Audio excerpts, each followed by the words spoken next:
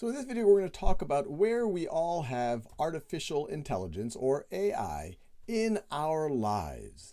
And so before I go into where we're already seeing it and where we're likely to start seeing it more and more, I want you to pause this video and think if you can think of any places where artificial intelligence is already impacting your life. All right, now let's think about this together.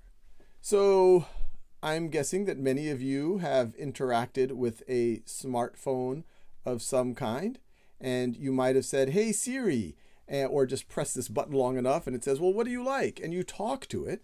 Well, that is artificial intelligence, AI.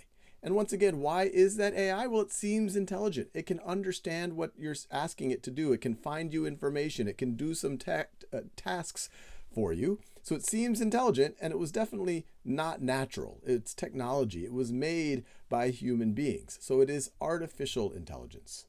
I'm guessing many of you might also have interacted with devices in your house. You might have once again said, "Hey Siri," or "Hey Alexa," or Google Home, or some other type of device, and it starts talking to you. And you say, "What's the weather going to be today?" Or "How far is the sun away from Earth?" And so once again, it seems intelligent. It's able to understand what you're saying. It even knows when you're calling on it. It's kind of creepy that it's always listening. And then it's able to do tasks for you. You might see AI when you make a web search. So if you go to some search engine and you do a search for, let's say, shoes, oftentimes you're going to see a bunch of ads show up first, and then you're going to see a bunch of search results. These results are usually not just the same results for everyone. They're based on what some artificial intelligence on the search engine side thinks that you are most likely to click on. Now, in future videos, we'll talk about how does it know what people are most likely to click on? How does it optimize around that? But you have artificial intelligence trying to figure out what to serve up to you. You might look at some type of social media app, which I don't recommend spending too much time on it, but it's giving you a feed of, say, videos, say on an app like TikTok, which once again, I don't recommend spending a ton of time on it because there's literally an artificial intelligence in the background that's trying to feed you the thing that you are most likely to engage on. And you might say, "Well, what's the big deal about that? I might just get entertained or whatever else."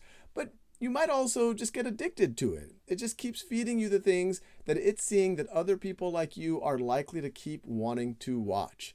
And it not only might take up a lot of time that you could do spending outside, being with real people, but it's also feeding you ads, making you want things that you don't necessarily need. It could be showing you things that are affecting your opinions in maybe the not most constructive way, maybe ways it's reinforcing opinions you already have, making it harder for you to see the other points of view. And so we have to be very careful, but that's definitely a place where we are seeing artificial intelligence. We also see it, you might think about self-driving cars.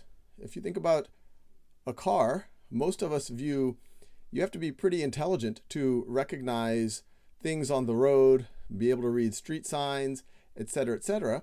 But these cars have a bunch of sensors on them, depending on the type of self-driving car you're thinking about, where it's able to make sense of the images and other types of sensory input it has around it and do things that until recently people would have thought only a human could drive a car, but now we actually have technology that can make sense of it. Now, these are all places where we're seeing artificial intelligence already affecting our lives. Where is it likely to affect our lives more and more?